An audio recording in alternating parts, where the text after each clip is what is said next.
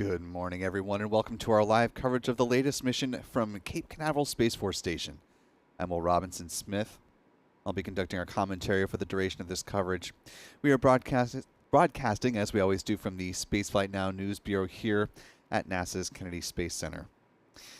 It is the beginning of what is expected to be a quite busy run of days for us here in the space coverage community, as we have a few different launches on tap from SpaceX, and of course a marquee one from Blue Origin, its first orbital flight attempt coming up on Sunday as it currently stands. Right now, though, SpaceX is targeting T0 liftoff of the Falcon 9 rocket that you see here at the heart of Space Launch Complex 40, or SLIC 40, at 11:21 a.m. Eastern. That is 16:21 UTC for our friends joining around the world. Our Spaceflight Now editor, Stephen Young, is running the technical operations of the broadcast today. Our photography team is a little bit split at the moment. Our Michael Kane will be here with us doing tracking duties for this Falcon 9 rocket and doing some still photography as well of this Starlink 12-12 mission. Adam is en route to Starbase as we're also preparing for a launch attempt of Starship Flight 7 as soon as potentially Monday afternoon from southern Texas. Busy weekend all around, busy start to next week as well, of course. If you're not already following the fellas, you can find them at their handles here on X. Michael is at MD Kane Jr., Adam, Aburn NYC. While you're there, be sure to follow Spaceflight Now simply at Spaceflight Now. You can also find us on Facebook, Threads, as well as Blue Sky. We're also joined with tracking assistance this morning by our friends Chuck and Jen Briggs with C&J Images. And a little bit later on, we'll be joined by our friend Pete Carsons with MaxQ Productions. As we're getting things rolling on a brisk Friday morning here on the Space Coast, I want to thank the more than 1,200 of you who are joining with us live at the top of the broadcast. If you haven't already, you could do us a big favor just by clicking the like button. Sharing the stream allows some more folks to find their way into this live launch coverage as we begin to roll merrily along today. A tip of the cap to our moderators in the live chat. I see Callistia Lee hold down the fort so far. We'll see which of our other moderators may be joining us as the broadcast continues. If you do see other mods pop in with a little crowbar icon next to their name, be sure to give them a good hello. These live launch opportunities are made possible by our wonderful channel member community on YouTube. So thanks to folks like Sulfur for Lunch, Ginger Carey, Trinity, a.k.a. Mama T, the Rocket Girl, and many others. Eric, good morning to you. Carlos 247, hello, hello.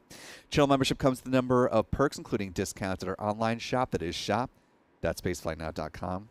Access to member-only videos here on YouTube, access to our member-only Discord server, as well as the ability to watch all of our live launch liftoff moments from here in Florida in 4K.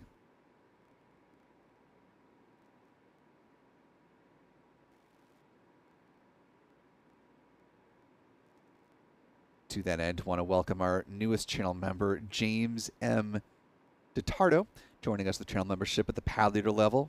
Appreciate you hopping aboard with us. Glad to have you with us.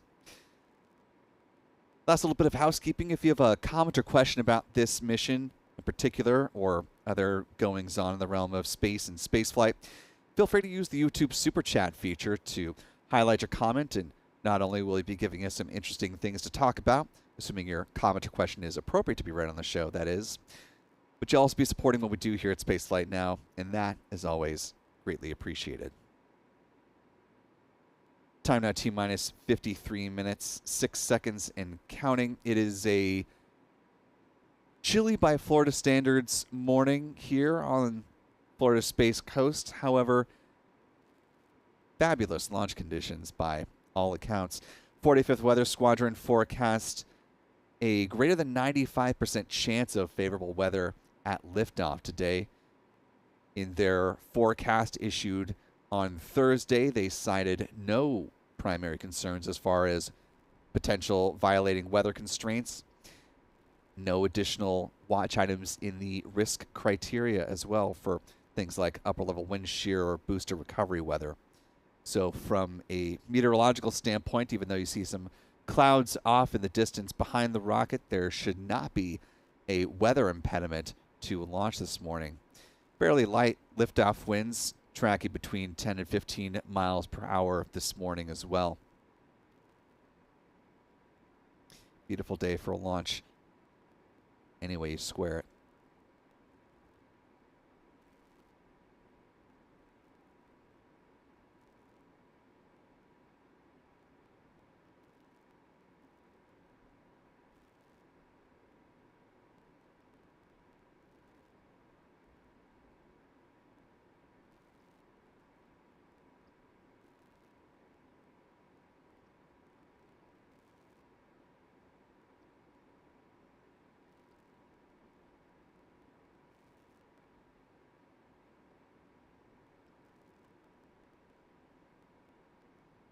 Time currently T-minus 51 minutes, 21 seconds and counting. As mentioned at the top of the broadcast, T0 liftoff currently targeting 11:21 a.m. Eastern, 16:21 UTC. That's the earliest point that SpaceX could be launching this Falcon 9 rocket. That said, they do have backup opportunities that extend out until 2:15 p.m. this afternoon.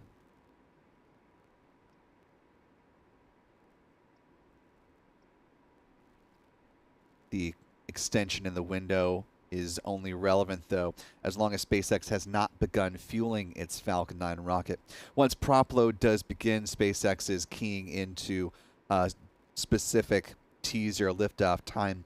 Reason being, they use a load-and-go style of fueling with a super cold densified liquid oxygen, so they're tanking up until the final minutes prior to liftoff and do not have the option to hold the count once prop load is underway. Speaking of getting underway, let's go ahead and talk about the countdown timeline, the rundown of nominal events for Falcon 9 launch, as SpaceX is preparing its 5th Falcon flight of the year. Countdown starts nominally at the T-minus 38 minute mark. If SpaceX feels like they're in a good position to do so, they can take that poll, assuring readiness for the start of prop load a little bit earlier, but nominally 38 minutes out is when it happens. Once the go-ahead is given at T-minus 35 minutes, propellant load begins. They start with RP1 load on the first and second stages. So rocket-grade kerosene. Also, liquid oxygen begins flowing on board the Falcon 9's first stage. T-minus 30 minutes, they start loading cryogenic helium onto the pressure vessels for the Falcon 9's first stage. Helium is important because it's used to pressurize the main propellant tanks during flight. Same will be true on the second stage a few minutes thereafter. T-minus 23 minutes, second stage RP1 loading wraps up.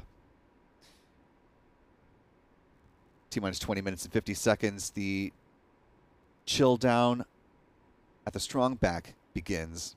That's when SpaceX is conditioning the feed lines prior to second stage liquid oxygen load. It's also a good indication that fueling is in fact moving along as expected, since SpaceX has long since ceased providing mission audio prior to the final 5 minutes of the count. Typically, the big vent is one of our best indicators from a visual standpoint that things are on track up to that point with fueling the Falcon 9. The vent starts here at pad 40 at about T-minus 20 minutes and 20 seconds, continuing on down to T-minus 16 minutes and 30 seconds. 30 seconds after that, second stage LOX load begins.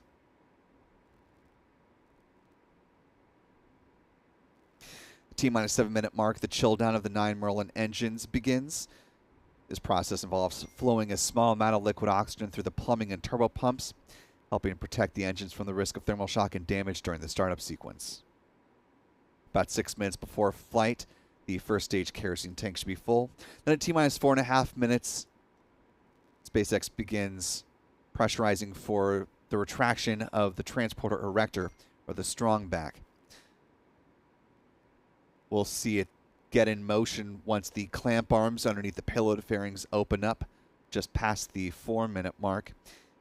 And then the TE will recline a few degrees away from the Falcon 9 rocket, and it stays in that position until liftoff.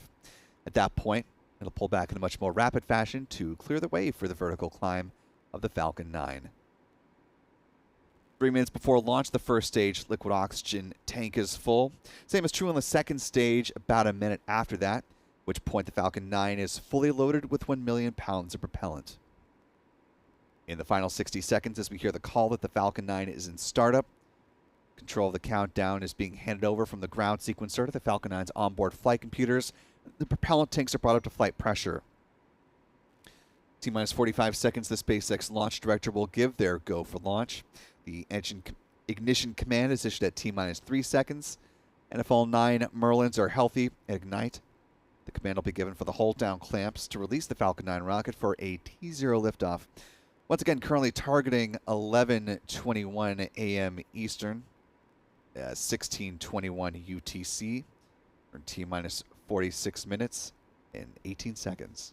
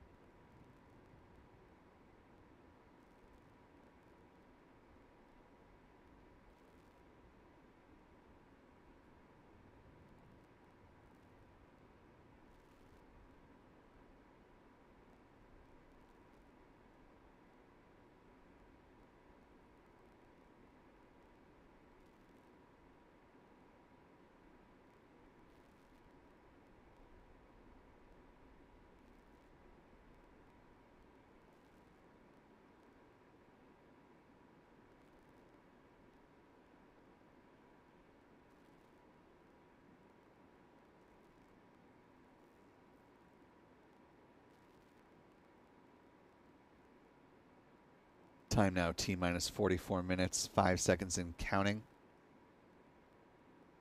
SpaceX prepares for its 5th Falcon flight of the year. Let's go ahead and talk about where this rocket is going to be going once it leaves the pad. Let's talk a little trajectory, shall we? Falcon 9 will lift off from SpaceX's workhorse pad, Slick 40, or Space Launch Complex 40, there at Cape Canaveral Space Force Station. As with the other missions launching to Group 12 within the Starlink constellation, this Falcon 9 will fly in a southeasterly trajectory, with the first stage booster separating a few minutes into flight. It will follow that red arc you see there on your screen and touch down on one of SpaceX's 3 drone ships. It's got 2 positioned here on the East Coast, and the one on tap today is, just read the instructions. Notable, today's launch, or planned launch, will be the record-setting 25th flight of a Falcon 9 first stage booster. The one on tap, of course, the only one that's close enough to make that milestone happen right now. That is B-1067. We'll talk more about its flight history just a little bit. Of course, SpaceX also interested in recovering the payload fairings. They splash down in the waters of the Atlantic Ocean under the support of parachutes. It's an important part of SpaceX's business model since they save about $6 million per recovery effort. Once in the water, SpaceX will close in with one of its recovery vessels to scoop the fairing halves out of the water, bring them back in through Port Canaveral to Cape Canaveral Space Force Station, and then refurbish them to be used on a future flight. Based off of the latest public comments on its payload fairings, which don't happen much beyond customer missions, SpaceX most recently noted that a fairing half had flown for a 22nd time. As far as we're aware, that is the current flight leader for a payload fairing. However, we'll couch that in the fact that SpaceX doesn't often talk about the payload fairings again outside of customer missions that are not Starlink.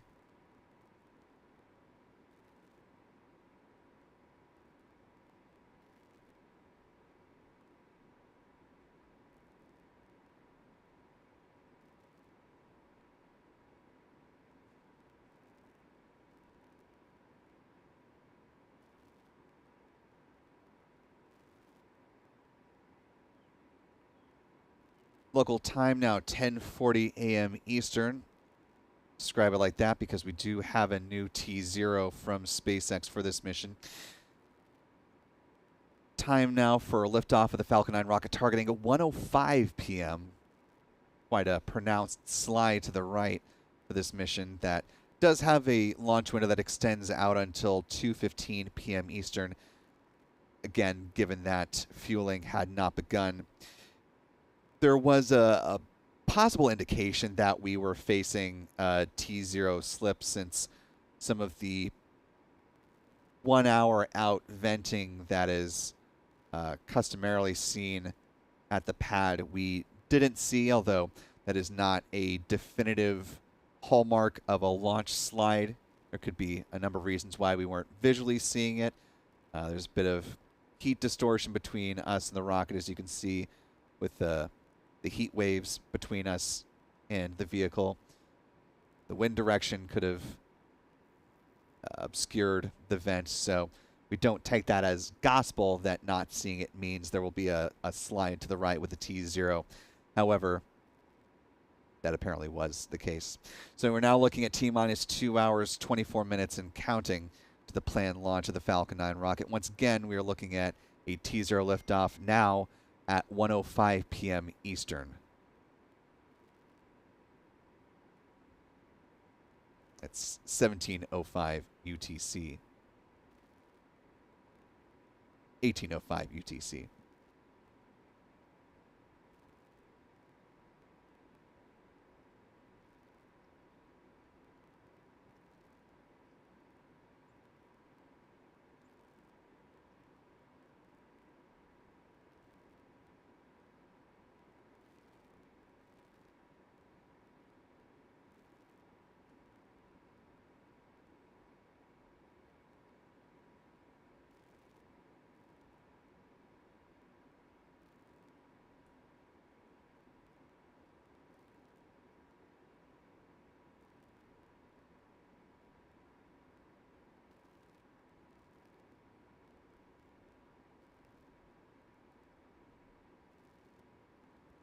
Time now T-minus 22 minutes, or 2 hours, 22 minutes, 46 seconds and counting.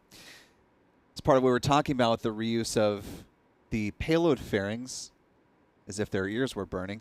You see two fairing halves currently being transported across the bridge you see there. One just about to go out of frame on the left-hand side of your screen, another not too far behind it from our camera's perspective, right in front of the rightmost lightning protection tower in this angle from our friends Chuck and Jen Briggs.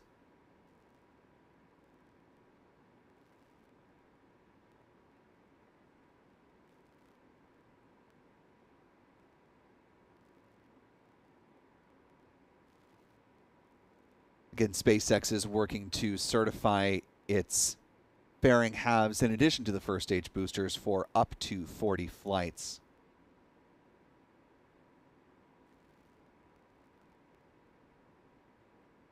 During yesterday evening's launch on behalf of the National Reconnaissance Office, the NROL 153 mission, SpaceX noted that the two fairing halves supporting that mission, one flew for its 9th time, the other for its 16th time.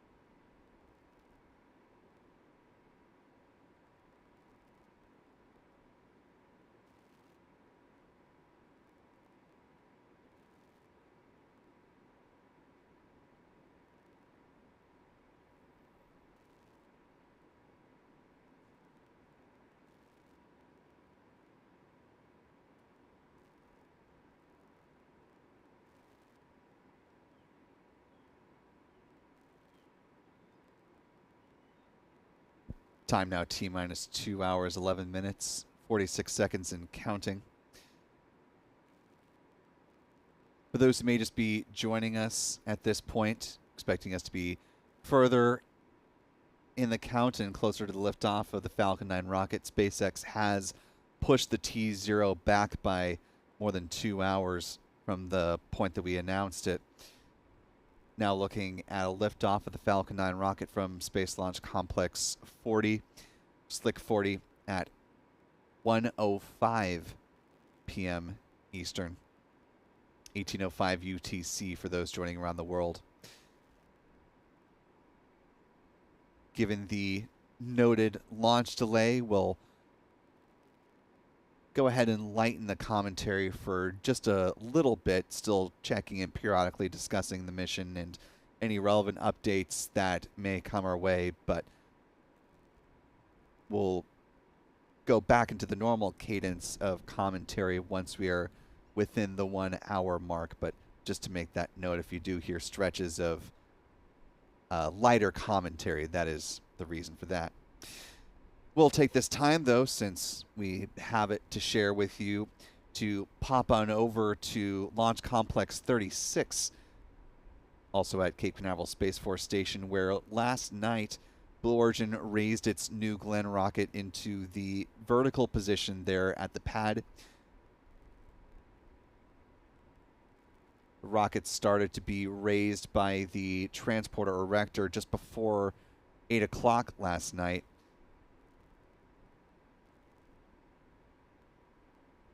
And is now in position to support the launch of New Glenn as early as Sunday morning at 1 a.m. Eastern, 0600 UTC.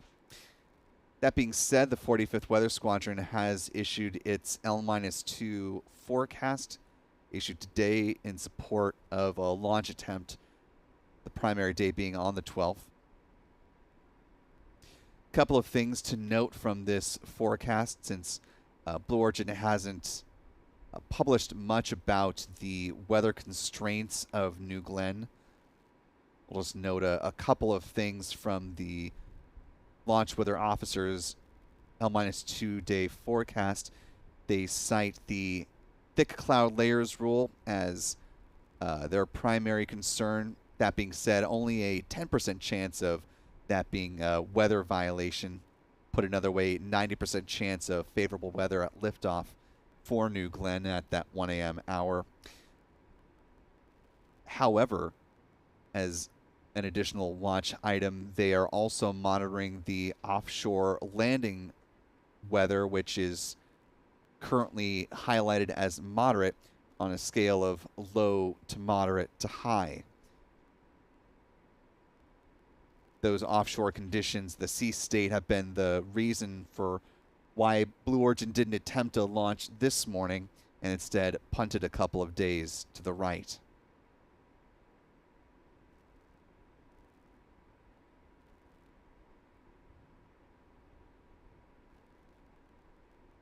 If Blue Origin decides to delay by a day, the 24-hour backup has slightly worsening weather conditions. 15% chance of violating weather constraints that increases over the course of the launch window up to 25%.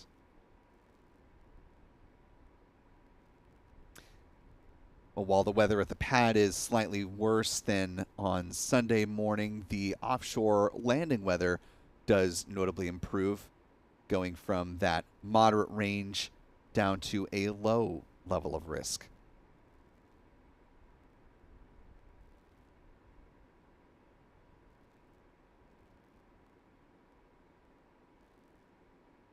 Of course, we'll continue to monitor the developments with Blue Origin and New Glenn on its first flight of this orbital class rocket. Let you know about any relevant updates. You can always go to our website anytime, spaceflightnow.com, click on the launch schedule tab, and that'll let you know about any changes to the time or the date.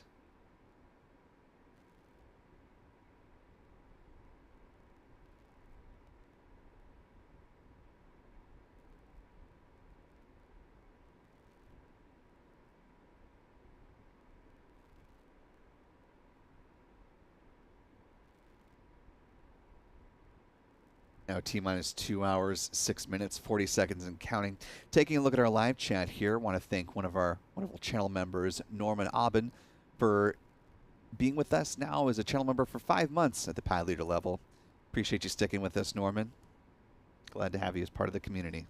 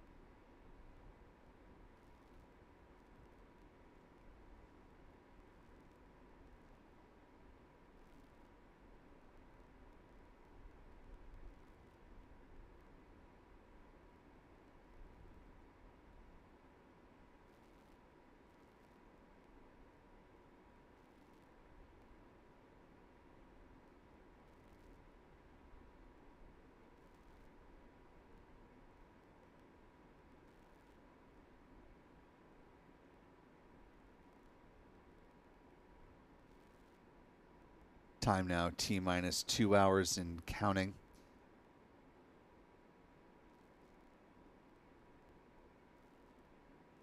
As a reminder for those who may just be popping in to our live stream right now, SpaceX has pushed the launch of Starlink 12-12 mission from Cape Canaveral Space Force Station from its original T0 liftoff time of 11:21, now targeting 1:05 p.m. Eastern, 18:05 UTC. SpaceX does have backup slots available to it as well, lasting until 2:15 p.m. this afternoon.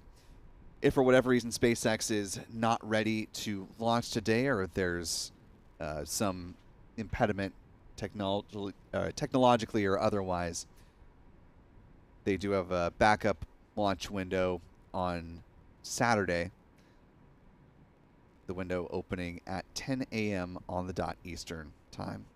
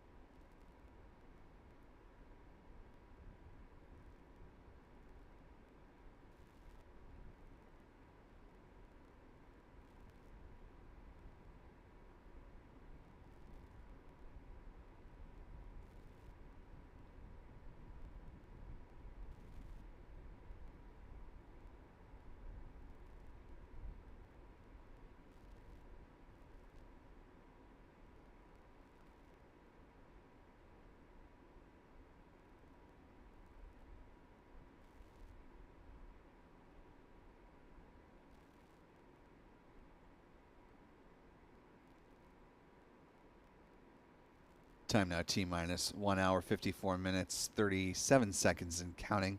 Taking a look at the live chat, want to thank one of our moderators and channel members, Clistia, for gifting 10 Spaceflight Now memberships. Really appreciate that generosity, Clistia. And to our 10 newest channel members, welcome aboard to all of you. We're glad to have you with us.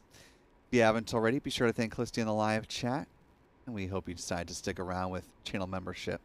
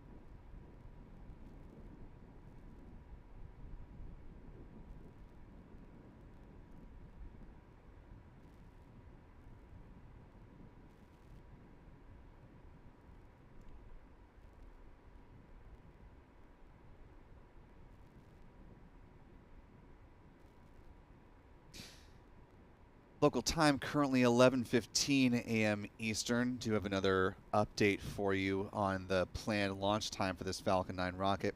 SpaceX pushing till practically the end of the window now, with the new T0 time just announced of 2:11 p.m. Eastern. 2:11 p.m. Eastern Standard Time.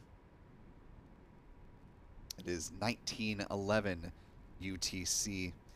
SpaceX not providing reasoning for delay in launch time, but again, because they have not begun fueling their Falcon 9 rocket, they do have the ability to slide within their available launch window. At this point, they're practically at the end of their opportunities today with this latest change. backup opportunities only extend out another 4 minutes until about 2:15 p.m. Eastern. We are now standing at, as you see, our countdown clock has been updated to reflect the time change. Now T-minus 2 hours, 54 minutes, 54 seconds, and counting. So about 3 hours to go before the planned liftoff of the Falcon 9 rocket, assuming SpaceX doesn't call the ball game altogether. Of course, we'll continue to provide you updates here on our stream as well as on our social channels.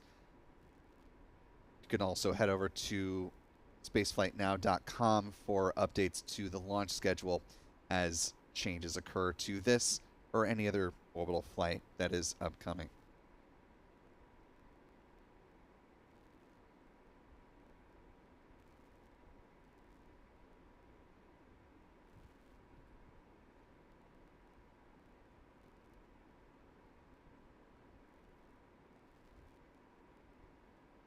While SpaceX hasn't given an official reason for the delay in the launch, it was a fairly tight turnaround of the drone ship supporting this mission.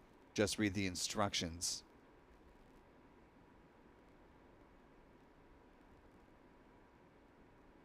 Its last flight was supporting the January 6th launch of the Starlink 6-71 mission. Obviously takes a little time to get back into Port Canaveral, offload the booster, and then head back out to sea. So could be that the drone ship is just not in position, didn't have quite enough time in order to reach the correct landing zone with enough mission assurance to proceed with the previous launch times that SpaceX has announced for today. Again, that is not a hard and fast definitive, this is the reason for the slip. We're just giving you the information as we know it, that it is possible that this time turnaround for the drone ship could be an indication of why we've seen such pronounced delays of the Starlink 12-12 mission. Once again, our position right now, T-minus 2 hours, 52 minutes, 35 seconds and counting. We'll, of course, continue to provide you any additional updates as we learn them and as they become available on this flight.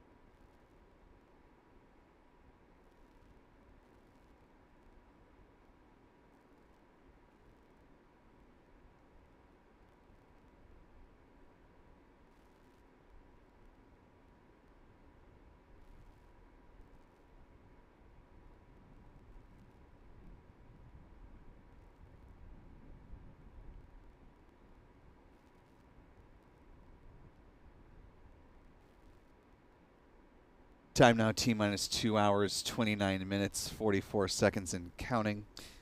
Once again, for those who are just joining us, SpaceX has once again pushed back the T0 liftoff time of the Starlink 12-12 mission, now targeting 2:11 p.m. Eastern. That's 19:11 UTC today, just 4 minutes before the end of the available launch window for SpaceX.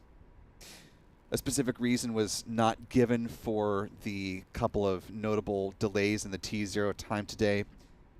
One possible explanation, again, not definitive, but just putting out the data points as we have them. The drone ship that's supporting this launch attempt today, just read the instructions, most recently supported the launch of the Starlink 6-71 mission, which launched on January 6th, then had to make its way back from east of the Bahamas to Port Canaveral, take the time to offload the booster, and then head back out to get in position to support a launch attempt today. While all of that is doable in that time frame, it is also a very tight time frame within which to get that done. So it certainly could be a factor informing why SpaceX has punted the T0 time to practically the end of the launch window today. Again, not definitive from SpaceX, but just giving you the available information that we have right now. As far as a weather standpoint, though, for those who are not with us when we first talked about it, pretty idyllic launch conditions from the 45th Weather Squadron, citing a greater than 95% chance of favorable weather at liftoff with no cited concerns. Do have some light clouds in the area, but not enough of a presence for launch weather officers to deem that a possible constraint to launch today. If SpaceX is unable to launch today, though, the weather does get a bit worse looking at the 24-hour turnaround. A launch on Saturday would bring in the impacts potentially of cumulus clouds, as well as a possible violation for the thick cloud layer rule, and liftoff winds also become a possible concern and a constraint to launch.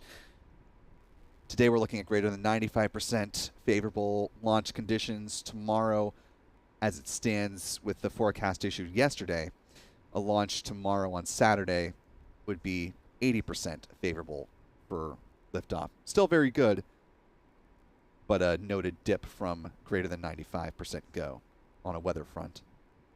Liftoff winds forecast between 17 and 22 miles per hour in a 24-hour launch delay as well. Again, that has not happened, just giving you the parameters in the event that SpaceX does stand down from a launch attempt today. The window on Saturday, January 11th, opens up at 10 a.m. Eastern, 1500 UTC for those around the world. Of course, we'll continue to stay with you for this launch attempt as long as the option to launch is preserved today. We did see a little venting out at the pad at the Strongback just about 10 or so minutes ago, which may be an indication that they are priming for that launch attempt at 2:11 p.m. Eastern, 19:11 UTC. We'll just have to wait and see how the cards fall. Time now, T-minus 2 hours, 25 minutes, 40 seconds, and counting. Do want to thank a few folks for their support in our live launch coverage today as well. Our thanks to one of our wonderful channel members, Trinity, a.k.a. Mama T, for gifting 5 Spaceflight Now memberships. Appreciate you for that, growing our community.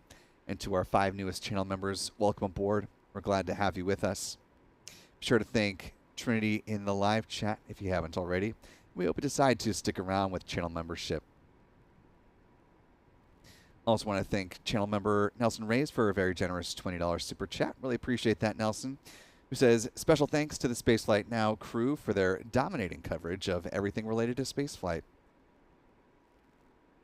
And our occasional avian cameos that we have here at the Merritt Island Wildlife Refuge. That wasn't a part of Nelson's comment, just a comment of one of our many bird visitors.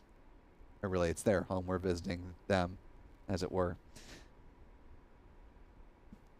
Photo bombing, as Steven said off mic. Bird bombing, perhaps more apt term.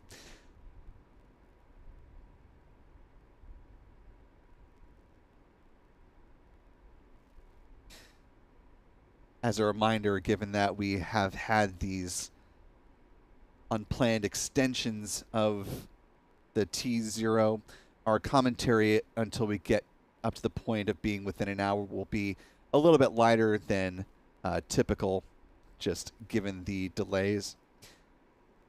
We'll be back with you periodically throughout the countdown to provide any and all relevant updates, as well as additional commentary about the mission, though, in the interim.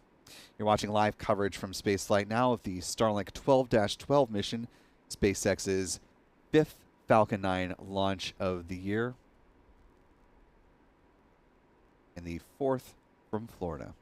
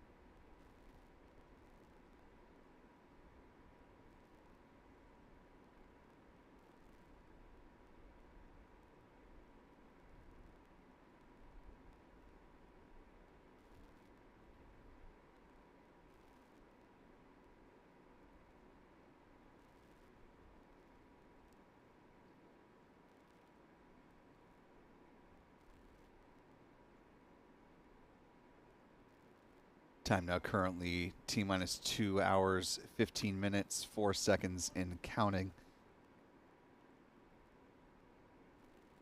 Currently SpaceX still targeting the T0 of 2:11 p.m. Eastern, 1911 UTC.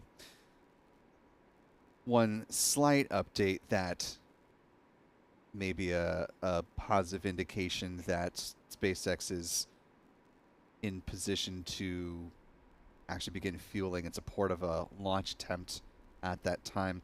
The Brevard County Emergency Operations Center has announced their activation.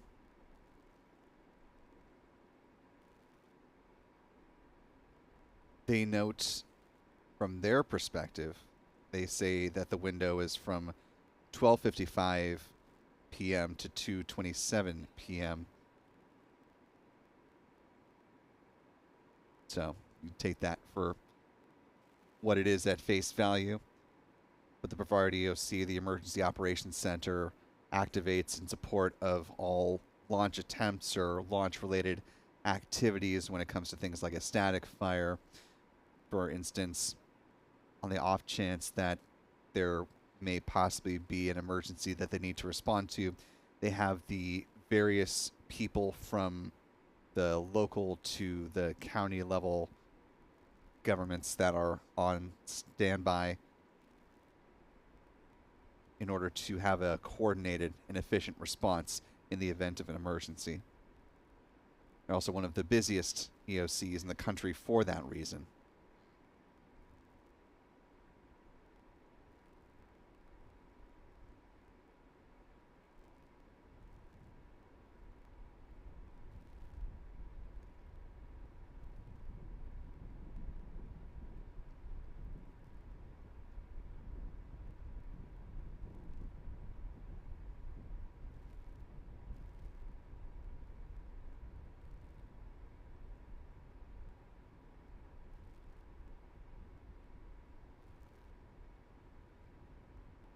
Now T-minus 2 hours, 12 minutes, 45 seconds and counting.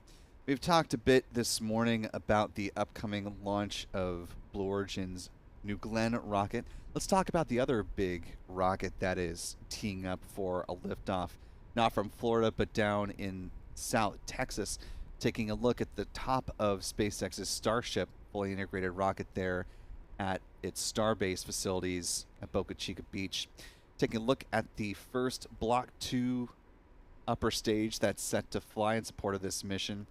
One of the biggest visual changes is what our friends at Lab Padre are keyed into right now, the forward flaps on the ship upper stage, S-33, that's supporting Flight 7.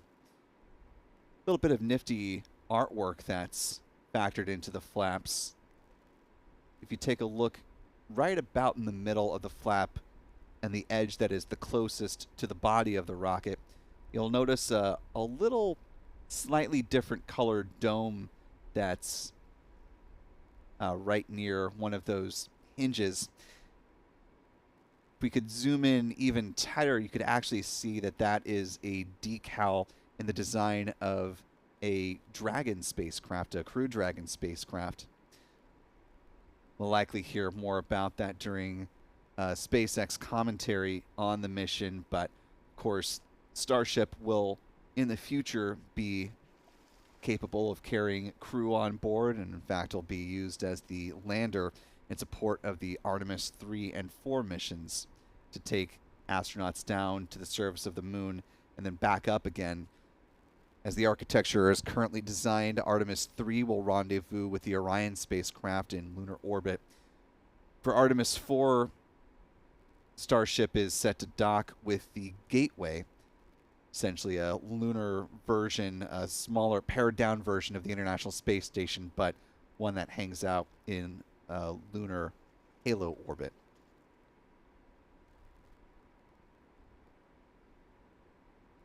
A little bit further down on the ship upper stage, you can't see it with this framing, but there are also attachments that are not functional right now. They would not support the weight of the ship upper stage, but are there in the design for a future catch of the ship, as SpaceX is intending, as it does or did with Flight 5 and will attempt to do with Flight 7, catch the Super Heavy booster.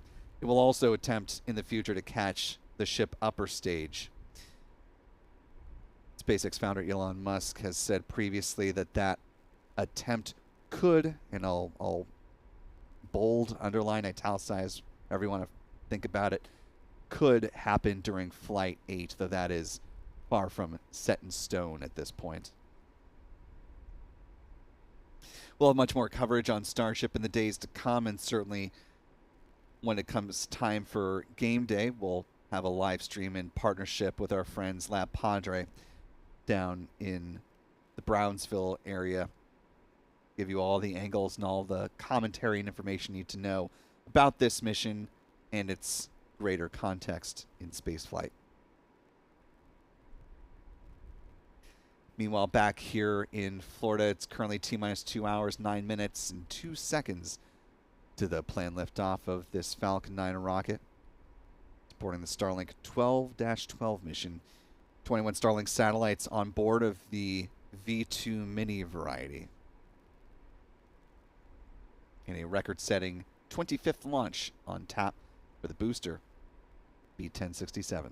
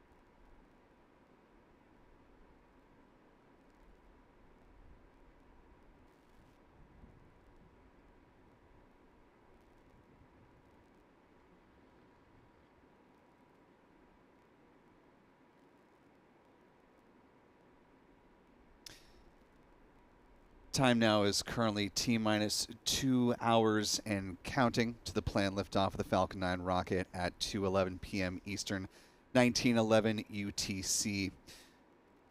There have been no additional time changes from SpaceX. Just want to note that we are once again within the 2-hour bubble for the planned liftoff. About 4 minutes before the end of today's launch window, which caps off at 2:15 p.m. Eastern, 1915 UTC. We did see a little bit of venting from the Falcon 9 rocket about 30 odd minutes ago. Possible indication that they are priming to target that T0 for a liftoff today, weather remaining good here. Of course, SpaceX does have a 24-hour backup opportunity where the weather does deteriorate just a bit, slipping down to about 80% favorable conditions, with concerns for cumulus clouds, the thick cloud layers rule, and liftoff winds being a factor tomorrow if SpaceX determines that they are not able to launch today. Again, we'll be checking in with you periodically during this next hour of the countdown with more robust commentary than the final hour of the count, but given the delays, we're going to pull back our commentary quantity until we reach the final hour prior to liftoff. You're watching Spaceflight Now's live coverage of the Starlink 12-12 mission, sending 21 Starlink satellites into low Earth orbit.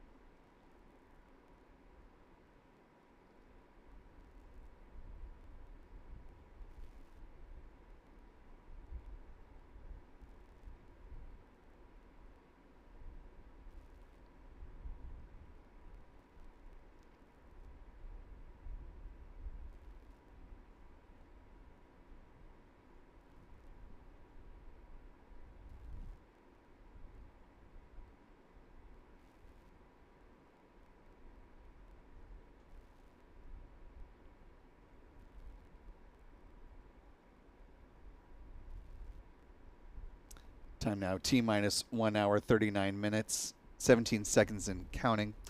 At this point, SpaceX is still targeting a T0 coming up here at 2:11 p.m. Eastern, 1911 UTC.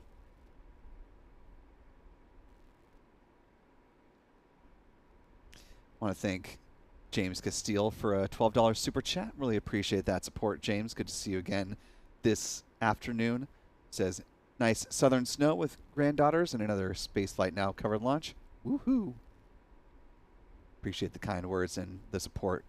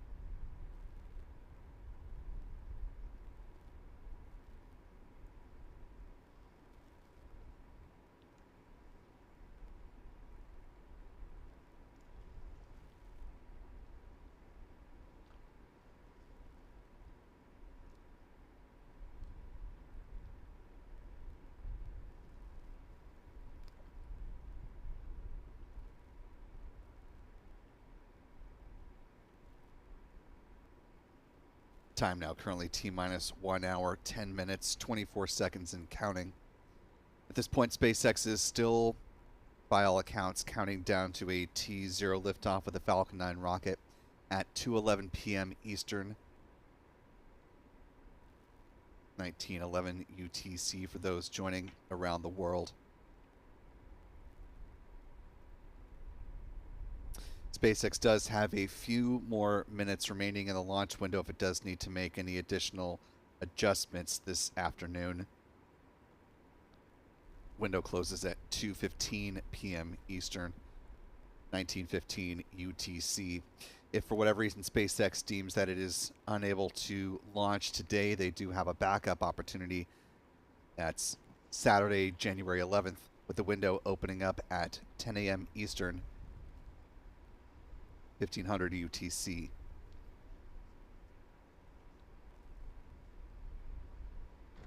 As we're once again approaching the T-minus 1 hour mark, we'll begin to resume our normal cadence of launch commentary here at the top of the T-minus 1 hour point. Appreciate all those who are with us now and have been with us throughout the duration, or who have come and gone and are back again. If you haven't already, we'd certainly appreciate it if you could hit that like button for us, allow some more folks to find their way into this live launch coverage.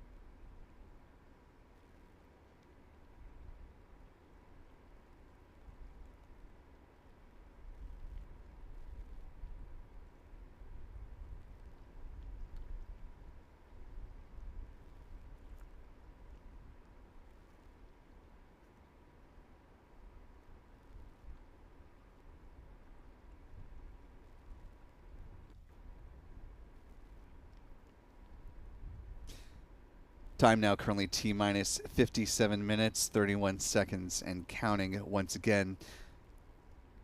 Now that we are back within an hour of the currently planned T0, we'll do a soft reset for those who may just be joining us for the very first time and those who are newly coming in. You're watching Spaceflight Now's live coverage of the Starlink 12-12 mission, the latest operation from Cape Canaveral Space Force Station. I'm Will Robinson Smith, reporter with Spaceflight Now. I'll be conducting our commentary for the remainder of this live coverage. We continue to broadcast on this and every other launch opportunity from the Spaceflight Now News Bureau at the Kennedy Space Center. We have our photography team split to cover a multitude of duties right now. Michael Kane is here with us at the press site, getting ready to track the Falcon 9 rocket, do some still photography as well. Adam Bernstein is on the road to Starbase in preparation for Flight 7 of the Starship program. And of course, back here, we're also in full swing in preparation for the launch of Blue Origin's inaugural flight of its New Glenn rocket, set to lift off no earlier than Sunday morning, with a launch window that opens up at 1 a.m. Eastern, 0600 UTC. If you're not already following the fellas on X, you can find them at their handles that you see here on your screen. Michael Kane at MD Kane Jr., Adam Bernstein at ABern NYC. You can also follow Spaceflight Now at Spaceflight Now on X, Threads, Blue Sky, and Facebook.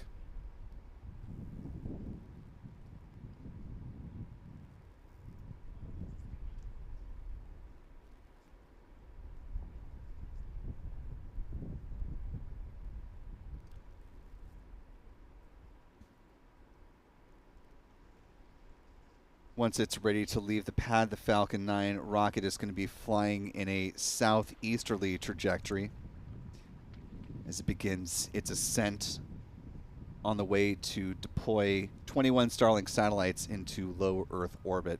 Let's go ahead and do a quick pass-through on the trajectory for those who are just joining us now or coming back to it and maybe missed our trajectory chat earlier on in the broadcast.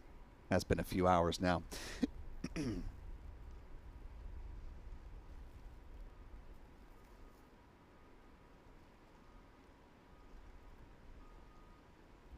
As you mentioned, the Falcon 9 rocket will fly southeast from Florida Spaceport once it leaves here. First stage booster B-1067 will follow the red arc you see on your screen and will attempt to make its historic 25th landing on the drone ship. Just read the instructions. SpaceX is continuing to push towards greater and greater reuse for its Falcon 9 first stage boosters. This being the first time it has attempted to launch and land a booster for a 25th time. Coincidentally, the New Glenn first stage booster they call GS1, that booster is also intended to fly up to 25 times. That is the benchmark that they have laid out for their New Glenn first stage boosters. The company will also try to go for a landing vessel touchdown during NG1, the first flight of New Glenn.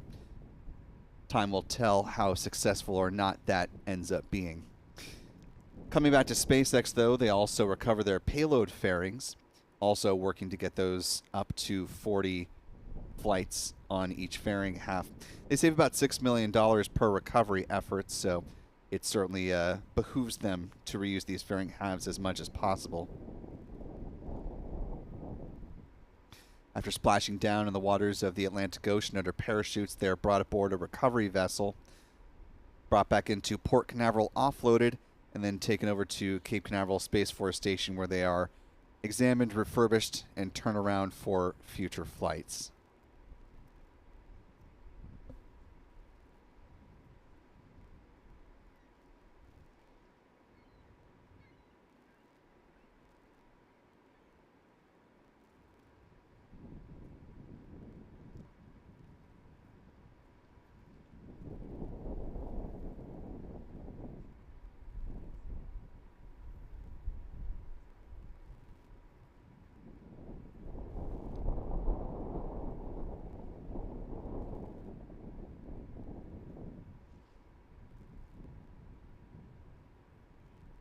Taking a look at the live chat here, see a few folks noting where they're watching this broadcast from. We've got Antoine Jackson checking in from Kentucky, Suzanne George joining us from Alabama.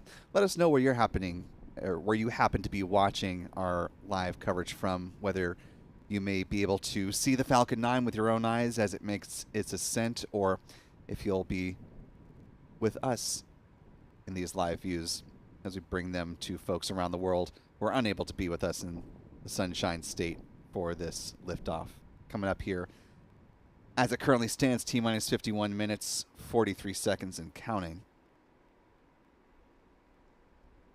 We reviewed it at the top of our live coverage, but it's been a few hours, so for those who were not with us at that point, let's go ahead and also take a look back at the countdown timeline. This is the course of nominal events that we're watching for as SpaceX is hopefully on a good path now towards the liftoff of its Falcon 9 rocket in a little more than 51 minutes.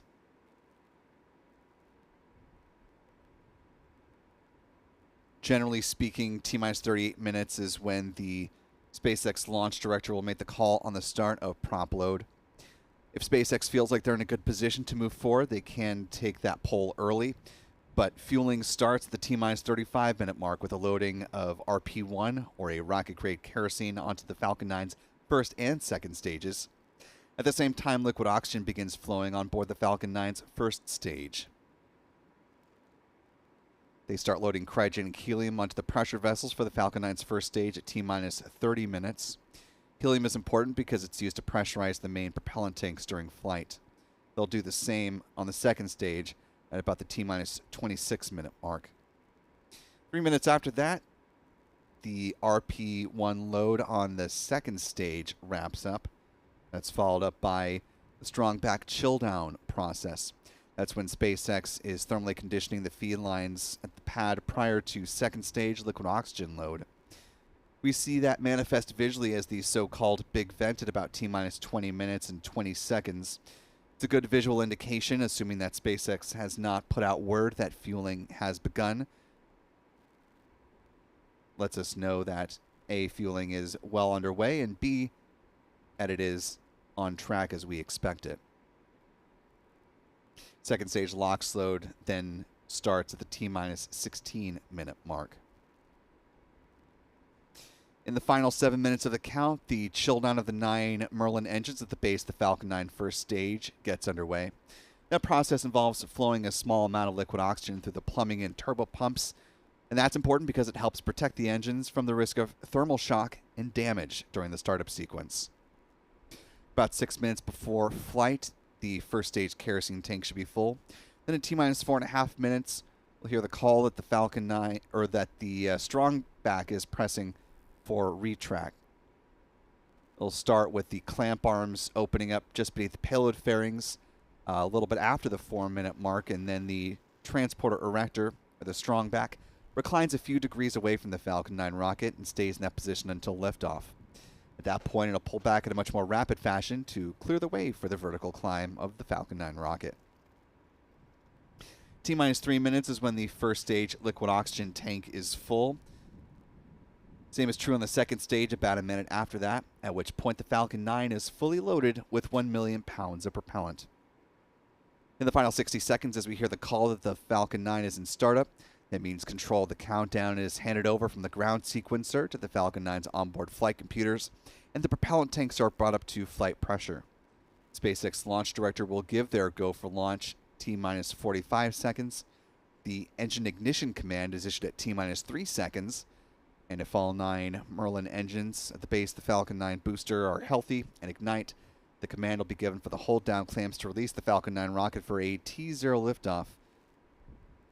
Once again, currently, as it stands right now, targeting a liftoff at 2:11 p.m. Eastern, 1911 UTC, or T-minus 47 minutes and 43 seconds.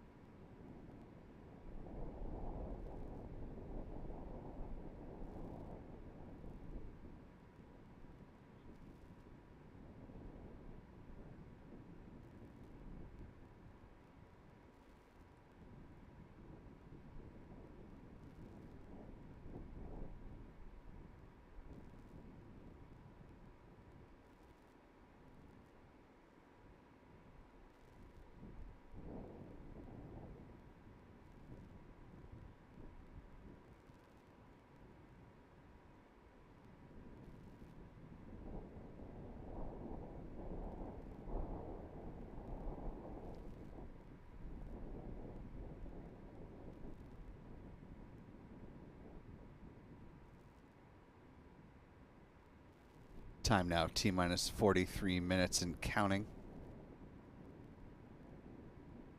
We're about 5 minutes away from the nominal point at which SpaceX needs to make the call on the start of prop load for today.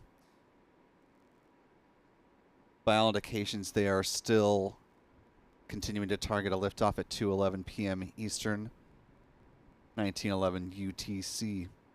On board this particular Falcon 9 rocket are 21 Starlink satellites, Starlink V2 mini satellites to be specific, 13 of which carry direct-to-cell capabilities. As part of its 2024 progress report, SpaceX noted that it has reached up to 4.6 plus million customers. This heat map showing the spread of where Starlink connectivity still exists now. Sort of hard to gauge exactly the full breadth of the timeline this represents, and SpaceX doesn't mark it off month to month or year to year, but this gives you a good indication of over time how the spread of their satellite internet service mapped out over the globe. And in fact, we've been on air for long enough with the delays of the launch of this particular mission that a new country has been added to Starlink internet access. Just announced within the past 2 hours, Liberia now has access to Starlink service.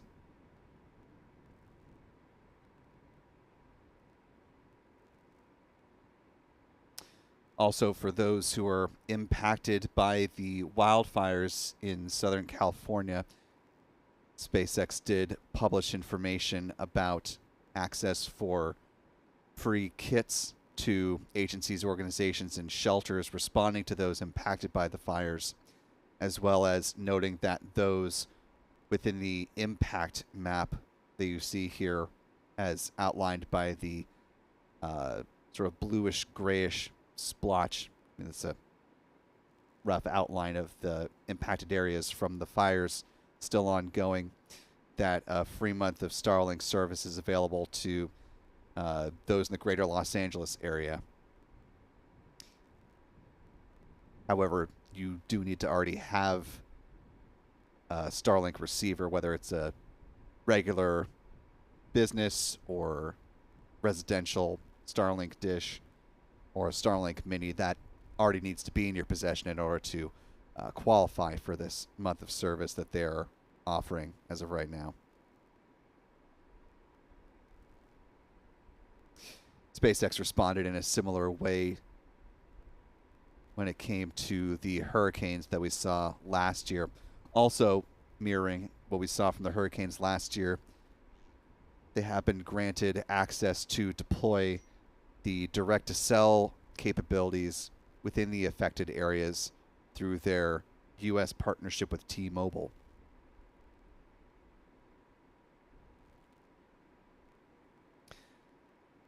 Prior to this mission, SpaceX has launched a total of 414 Starlink satellites that carry the direct-to-cell capability. However, 13 of those did not reach an operational orbit. That's because they were on board the Starlink 9-13 mission, which lifted off from Vandenberg Space Force Base but suffered an upper stage anomaly that prevented the satellites from being deployed. Also grounded the Falcon 9 fleet for a couple of weeks, as many of you in our audience more than likely recall. Now T-minus 38 minutes, 42 seconds and counting. We're coming up on the point of decision time for the SpaceX team to determine if they are ready to begin fueling their Falcon 9 rocket. One last note about the satellites on board. Here's a quick rundown of the Starlink V2 minis on this flight. The picture in the middle is from an earlier flight of Starlink satellites, but on this particular launch, as mentioned, 21 in total, 13 with the direct-to-cell capabilities. This is SpaceX's third dedicated Starlink launch of 2025. Each satellite weighs about 1,267 pounds, or about 575 kilograms. With their solar panels in full, they have a wingspan of about 100 feet, or 30 meters.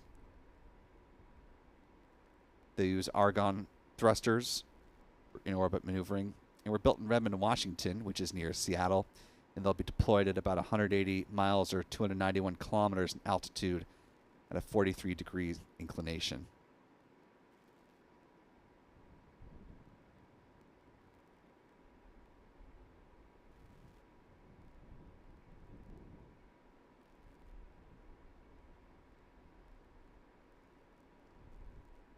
As we are awaiting the start of fueling today on this Falcon 9 rocket, want to thank a few folks for their support this afternoon. Thanks to one of our channel members, Chuck Close, for our very generous $25 super chat. Really appreciate that, Chuck. Good to see you again this afternoon. And I want to welcome in Kate Kaharski, joining us with channel membership at the mission specialist level. Really appreciate your support at that level, Kate, and we're glad to have you with us as part of our channel member community here on YouTube. As a reminder, channel membership comes with a number of perks, including discounts at our online shop, that is shop.spaceflightnow.com, access to member-only videos here on YouTube, access to our members-only Discord server, and the ability to watch all of our live liftoff moments from here at the Cape in 4K.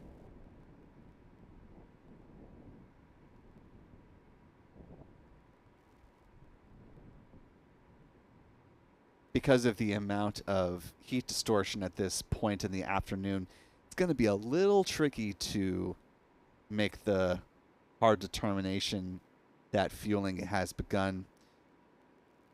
What we're watching for is just above the tree line there. You take a look at the base of the Falcon 9 rocket. Start to see a frost line form as the super cold densified liquid oxygen begins flowing on board the Falcon 9's first stage, because the difference in temperature between the oxidizer and the much warmer, more humid air around it. We'll see a little bit of vapor form in that area as well. That's what will be happening once fueling begins. Now, how clearly we'll be able to see it, given the amount of heat distortion that is quite evident at this moment in time, to be determined. But if SpaceX is in fact ready to fuel its Falcon 9 rocket, tanking is set to begin now in 12 seconds.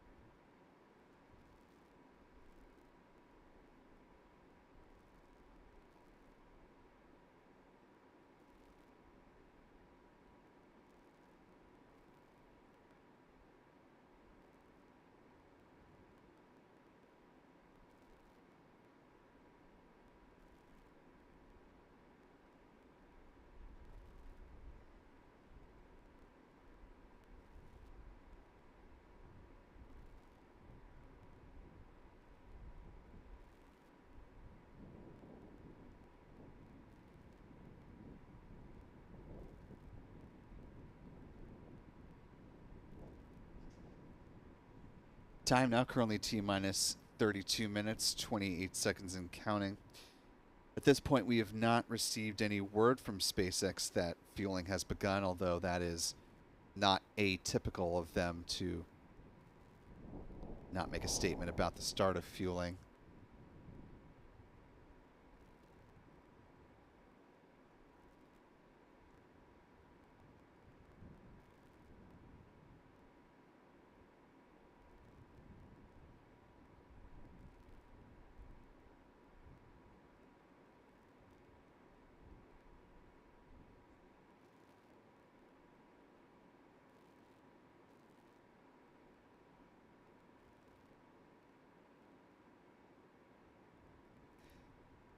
Given the lack of update from SpaceX and the amount of heat distortion between us and the rocket, more than likely our best indication that fueling is in fact happening, as we suspect it very well may be, is either if we see a much more obvious change in the booster as the frost line begins to move up the vehicle.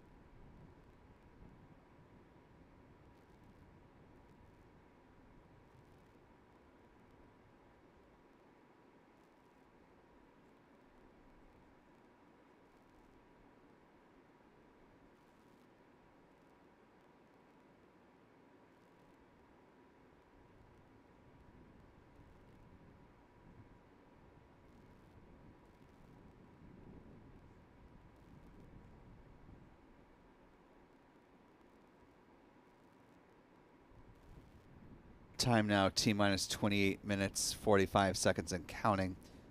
Quite difficult to make the definitive call on the start of fueling, but it does appear the frost line is beginning to build on the Falcon 9 first stage booster, suggesting that liquid oxygen is flowing on board the vehicle at this time.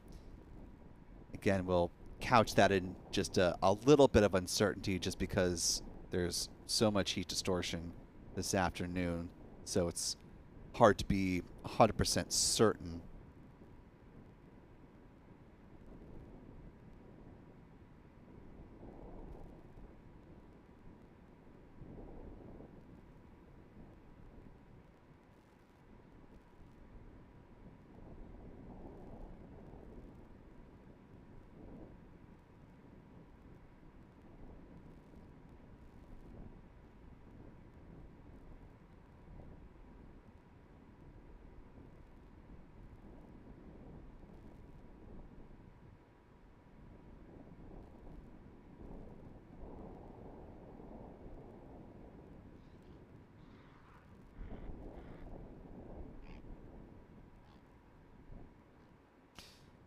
Time T minus 27 minutes, 24 seconds and counting.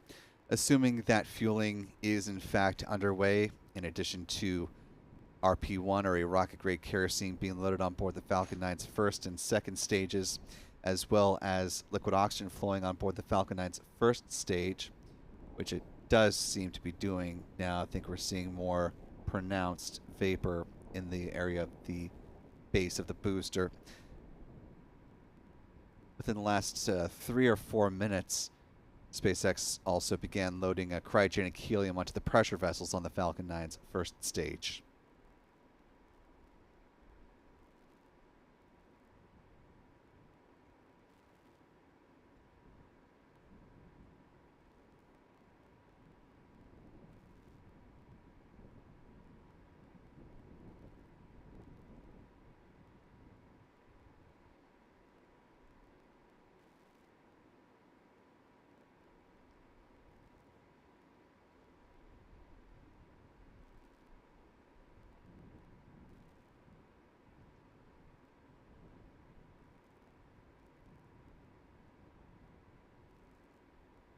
In the next handful of minutes, we'll get a much more definitive answer on the fueling status of the Falcon 9 rocket. If we do in fact see the so-called big vent begin at about T minus 20 minutes and 20 seconds, then that'll be our surefire confirmation that fueling is in fact underway, that it is on time against the clock that we have in the upper right-hand corner of your screen, and that SpaceX is in preparation for second stage LOX load.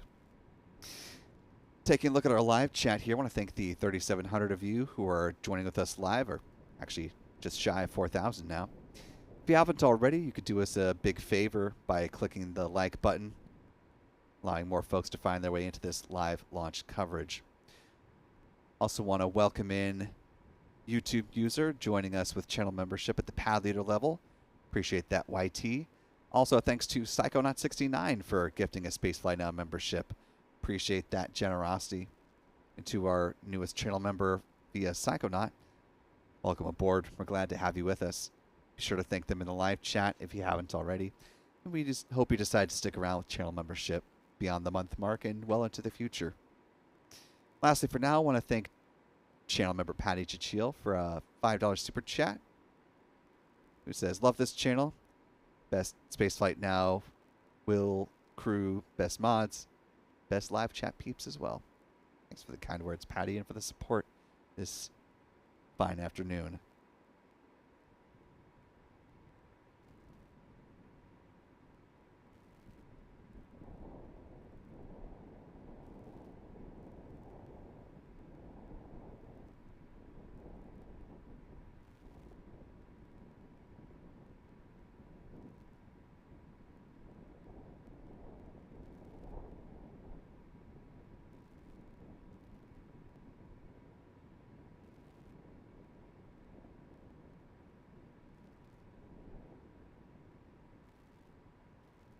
Time now T minus 23 minutes, 50 seconds and counting. As we await the start of the big vent, want to go ahead and briefly run down the launch timeline. This is the nominal sequence of events that we're expecting post liftoff of the Falcon 9 rocket once it gets underway with the Starlink 12-12 mission. Following a liftoff, we're anticipating at 2:11 p.m. Eastern, 1911 UTC. Falcon 9 will throttle its engines down as it passes through max Q at the point of greatest aerodynamic pressure on the vehicle. We'll then go through a series of 3 events in fairly rapid succession. We'll see first stage main engine cutoff, or MECO, at about T plus 2 minutes and 24 seconds. That'll be followed by stage separation 4 seconds after that, and then the ignition of the Merlin vacuum engine on the Falcon 9's second stage, T plus 2 minutes and 36 seconds. The payload fairings encapsulating the 21 Starlink satellites will be jettisoned just after the 3-minute mark. A few minutes after that, the first stage entry burn begins, today lasting about 25 seconds in total, beginning to slow the vehicle down after it has begun its descent from its apogee. will then begin its landing burn, the ignition of just one of the Merlin engines at the heart of the Falcon 9 booster. That landing burn starting about T plus 7 minutes and 46 seconds with a touchdown on the drone ship. Just read the instructions, targeting T plus 8 minutes and 16 seconds. Shortly thereafter, the Merlin vacuum engine will cease firing. Then the upper stage will enter into a coast phase. That lasts until T plus 54 minutes and 2 seconds. There will be a brief 1 second burn of the upper stage engine, helping to circularize the orbit. The Falcon or the Starlink satellites will be deployed at T plus 1 hour, 5 minutes, and 10 seconds post liftoff.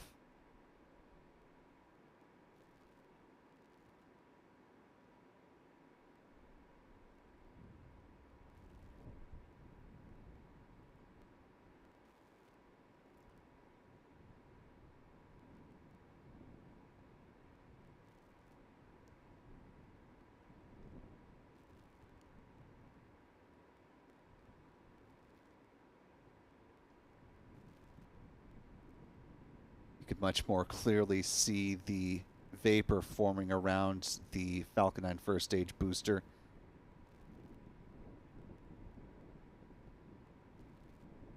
The process of conditioning the feed lines is now underway. We're just about 20 seconds away from seeing the start of the big vent, which will be another great indication that fueling is moving along on track.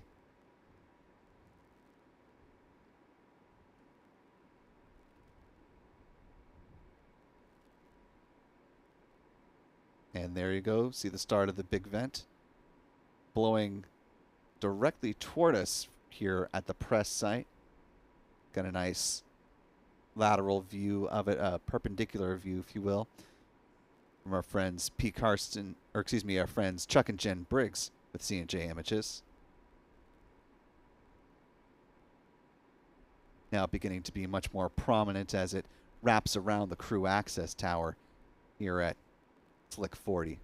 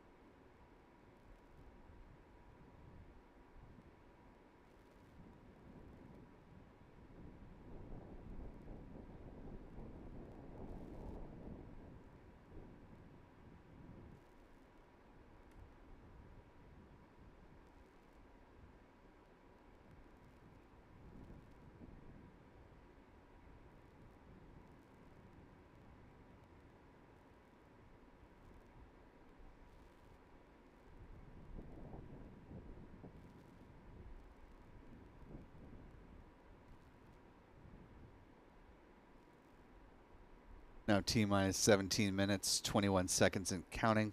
Less than a minute remaining on the big vent here today.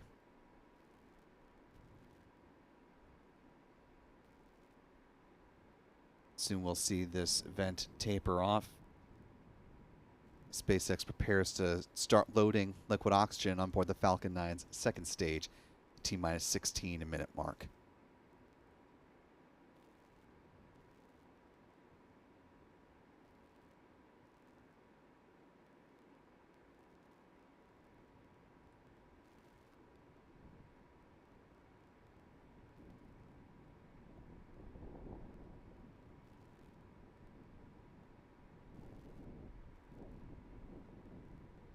There you see the big vent now tapering off.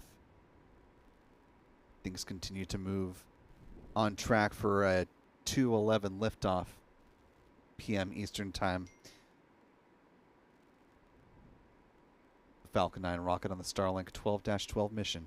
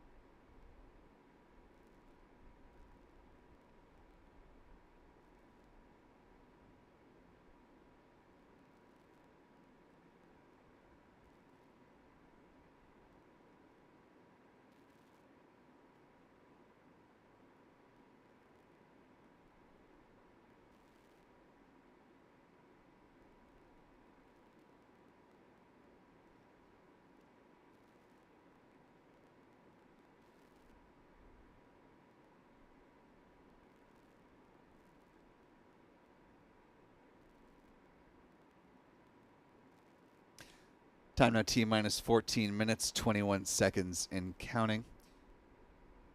As this Falcon 9 first stage booster B1067 is getting ready to make a record-setting 25th launch and a 25th landing attempt. Before we get there, let's go ahead and wind back the clocks and talk about where it has been before we take a look ahead at where it will be going.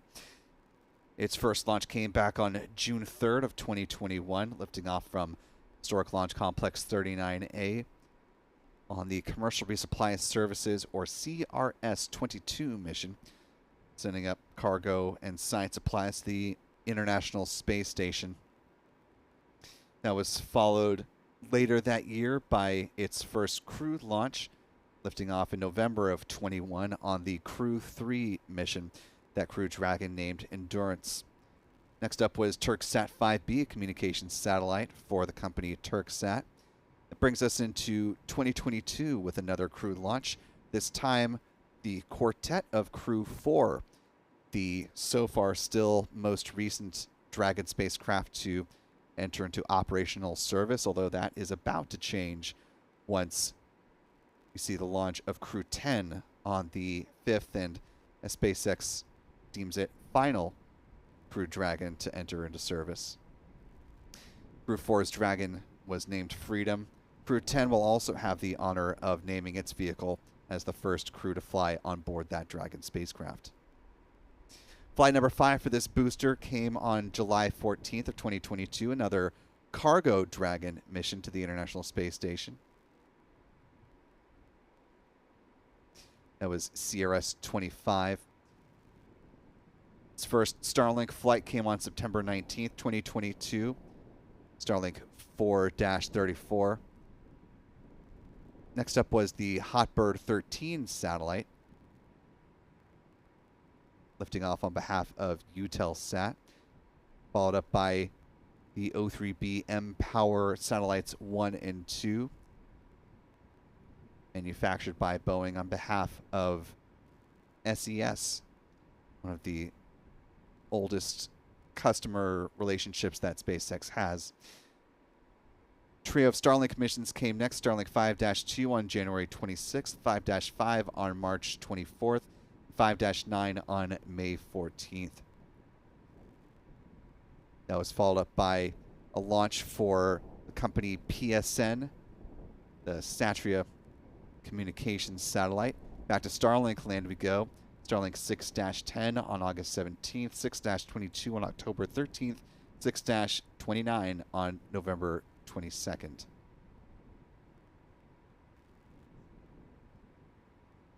Actually, one more in attack on 6-35 on January 7th. That was followed up by the launch of an Indonesian satellite, Telkomsat Meraputa 2, on February 20th of this year, or of 2024, excuse me. Still thinking it's 2024 out here. Then back to Starlink land we go for a while. 6-45 on March 31st, 6-55 on May 3rd, 8-5 on June 5th, 8-3 on August 10th, and then a pair of Galileo satellites for the European Commission, satellites FM26 and 32. That was followed up by the launch of KoreaSat 6A, the company KT Sat. And most recently,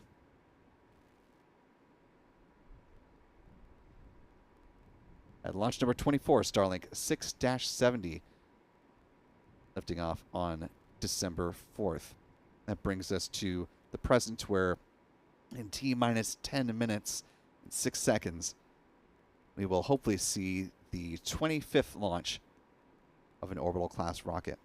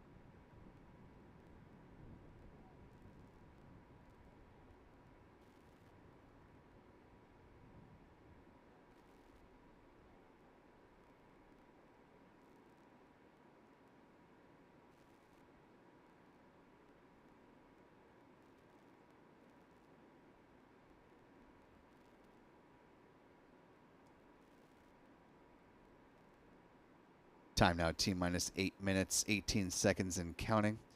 I want to thank the more than 8,000 of you who are joining with us live at this point in the countdown. If you haven't already, we'd certainly appreciate it if you could hit that like button for us. Allow some more folks to find their way into this live launch coverage. In just about a minute from now, the chill down of the 9 Merlin engines at the base, the Falcon 9 booster, will get underway. SpaceX will flow a small amount of liquid oxygen through the plumbing and turbo pumps, helping to protect them from the risk of thermal shock and damage during the startup sequence. Taking a look at the live chat here, want to welcome in Psychonaut69, joining us with channel membership at the mission specialist level. Really appreciate that, Psychonaut. Good to have you back in the channel member community.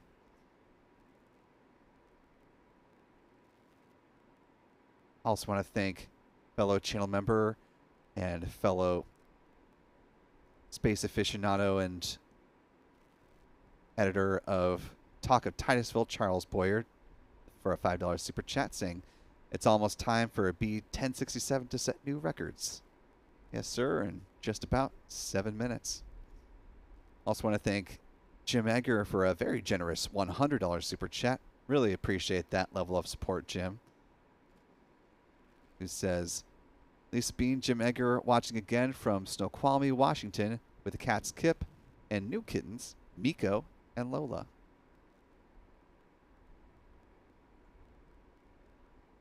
Makes my heart happy. There's a new kitten named Miko. It's adorable. Lastly, I want to thank Michael McRory, one of our other wonderful channel members, for gifting a Spaceflight Now membership. Appreciate that generosity, Michael. And to our newest channel member, welcome aboard. We're glad to have you with us.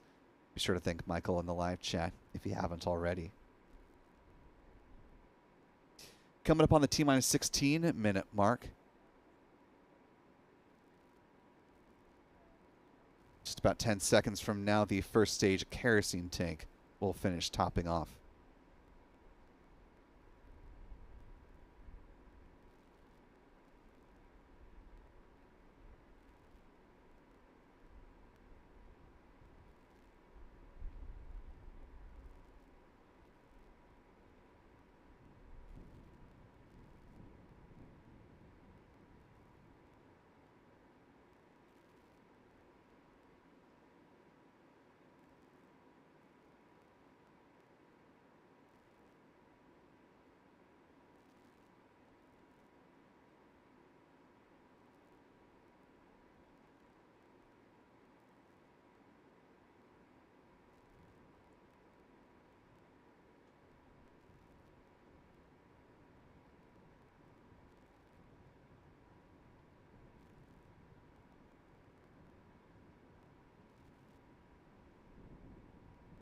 Now T-minus 5 minutes, 4 seconds and counting. About 30 seconds away from SpaceX pressurizing the strong back to begin the retract sequence. I want to thank a few more folks for their support. Channel member SG marking 2 months with us as a channel member at the pad leader level. Appreciate you sticking with us, SG. Who says, "Fantastic coverage. Thank you, Spaceflight Now."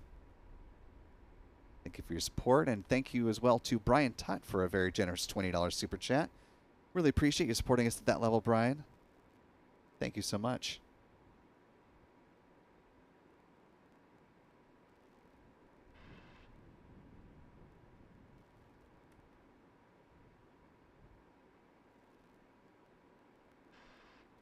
Strong back retract has started.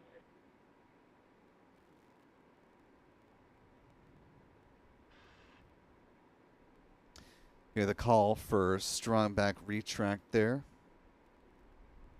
Now also getting our pad level views via SpaceX of the Falcon 9 rocket there at Space Launch Complex 40.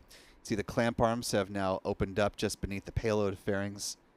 And those look like they've got a good bit of life on them. SpaceX, though, doesn't normally state how many flights its fairings have gone through unless it's a customer mission, so don't expect more detail on that, unfortunately, this go around. You can see the strong back now pulling away from the Falcon 9 rocket. It reclines about a few degrees away from the vehicle, stays in that position until the point of liftoff. Quick bit of housekeeping. You'll notice our countdown clock in the upper right-hand corner of your screen, slightly ahead of what you're seeing from the SpaceX feed. Reason being, our countdown clock is in real time. What's coming in from SpaceX is on a slight delay. So as long as we've got ground level tracking views of the rocket, we'll be making those callouts in real time and relying on the SpaceX count of things once we're relying solely on the onboard cameras. Now T-minus 2 minutes, 48 seconds and counting. Should hear a call shortly for first stage LOX load being complete. Stage 1 LOX load complete. There's that call. In about 30 seconds in real time, the second stage liquid oxygen tank will also be full.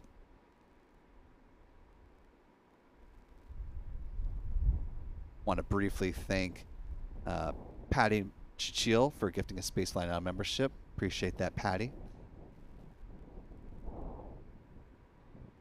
Also, thanks to Lazarus 7049 for a very generous $20 super chat. Thank you, Lazarus. And Bonbon for a $3 super chat as we've hit the 2-minute mark. And a welcome on board to Mary Honeycutt, joining us with channel membership at the mission specialist level.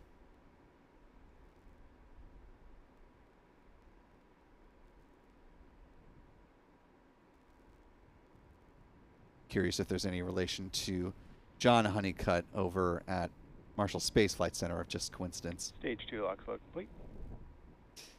Good call from SpaceX. The venting you're seeing here are the ground gas closeouts as SpaceX is clearing any remaining locks from the feed lines.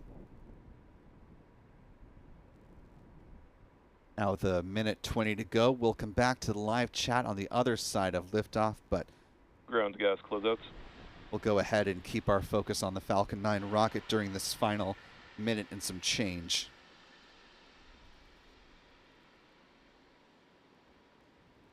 T-minus 1 minute and counting.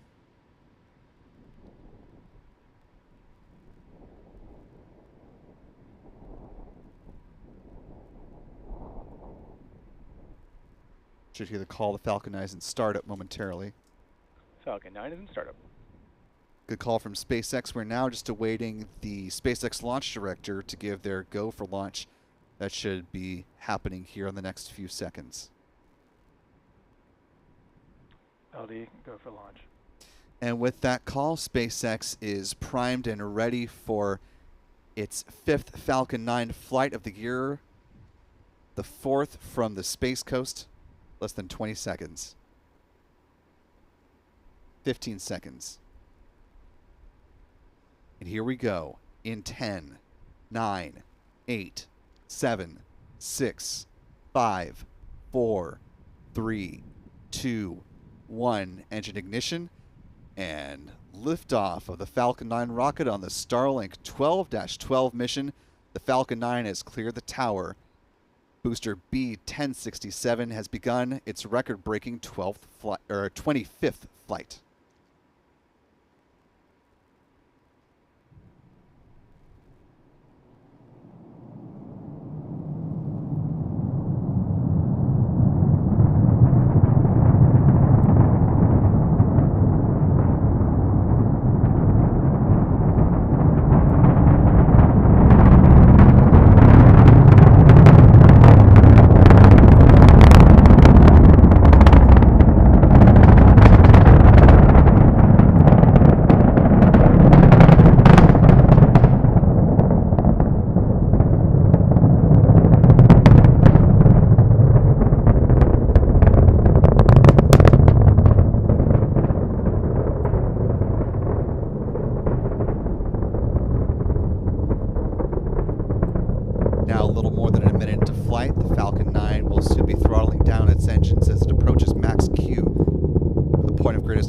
Pressure on the vehicle, passing through max Q now.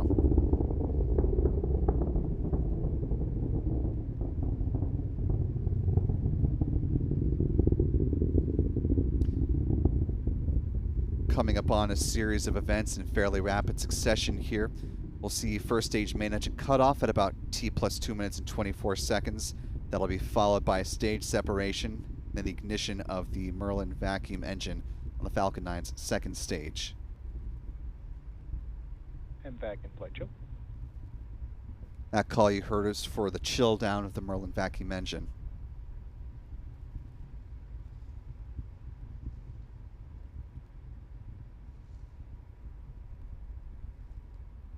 Now a little more than 2 minutes into flight.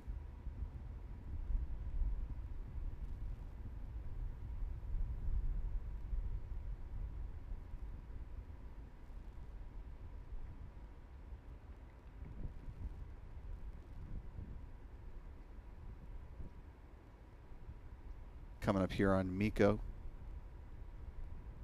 You see MECO. Stage separation. Second stage engine ignition.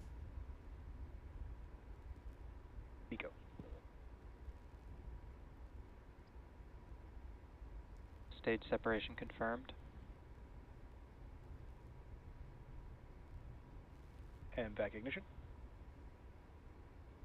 All good calls from SpaceX as you saw those events play out on the onboard tracking cameras, coming up on payload fairing separation now. There you see the fairings deploy in real time in the big box. We'll see the same in the bottom right-hand corner of your screen momentarily.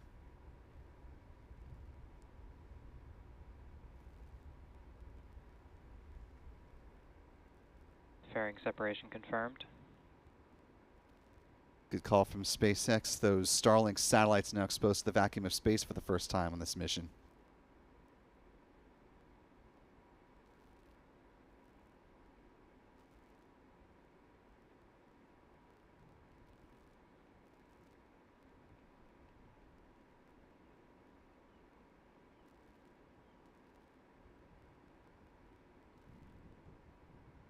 Coming up on the 4th minute into flight, some great onboard camera views from the Falcon 9's first and second stages.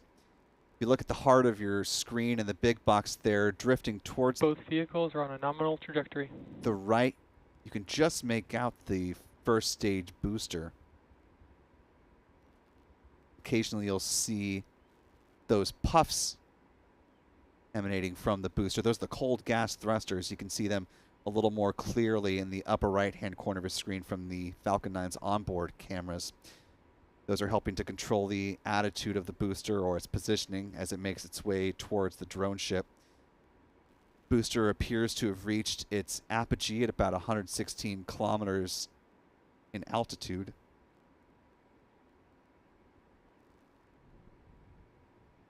Quite difficult given the lighting conditions to keep track of the first stage booster, given its distance from our ground cameras.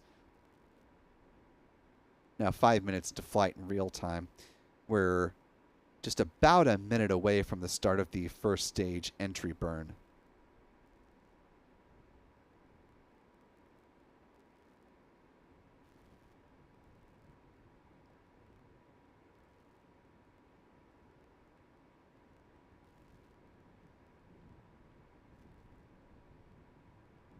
Taking a look up through the inner stage on the left-hand side of your screen right now.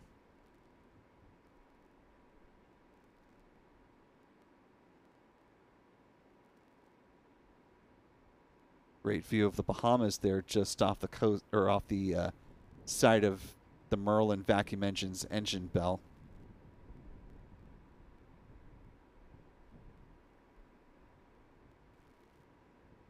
Now, roughly 10 seconds away from the start of the entry burn beginning.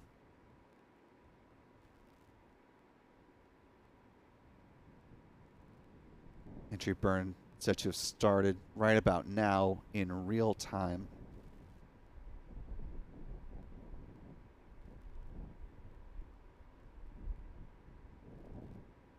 Might not be able to see Stage 1 entry burn startup. with our ground cameras here. Stage 1 FTS has safed. Unfortunately not, but we've got the onboard cameras from SpaceX to see.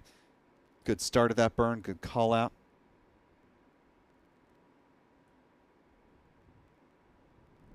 SpaceX ignites 3 of its Merlin engines to slow the vehicle down at this stage in flight. You can see with the telemetry data on the bottom left-hand corner of your screen. Stage 1 entry burn shut down.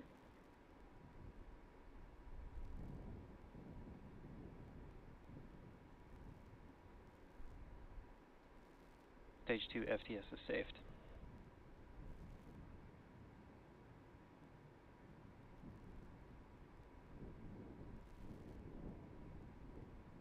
Both vehicles following a nominal trajectory.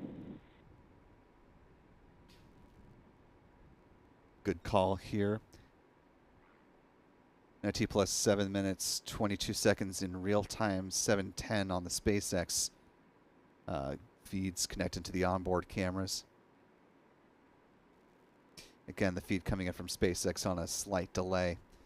We're looking for the start of the landing burn, the ignition of just one of the Merlin engines on the Stage 1 transonic. Falcon booster. That should begin around T plus 7 minutes and 46 seconds.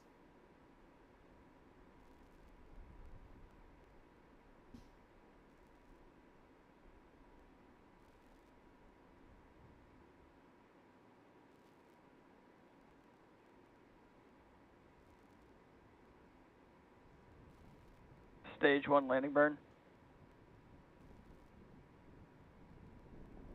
Call for the start of the landing burn. We should see drone ship Stage level 2 is in terminal guidance. views coming up here on the right-hand side of your screen momentarily. Stage 1 landing leg deploy.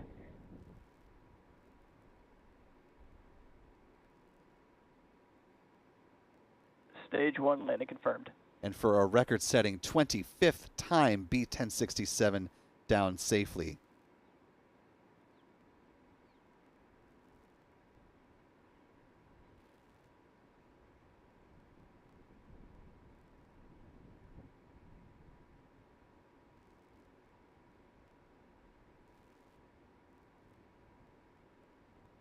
And back shutdown.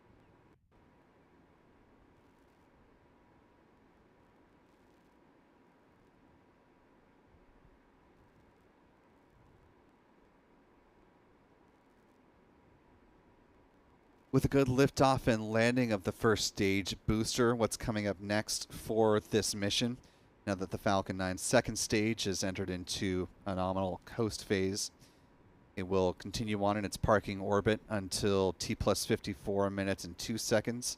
There will be a brief 1 second burn, and then the Starlink satellites are set to deploy T plus 1 hour, 5 minutes, and 10 seconds.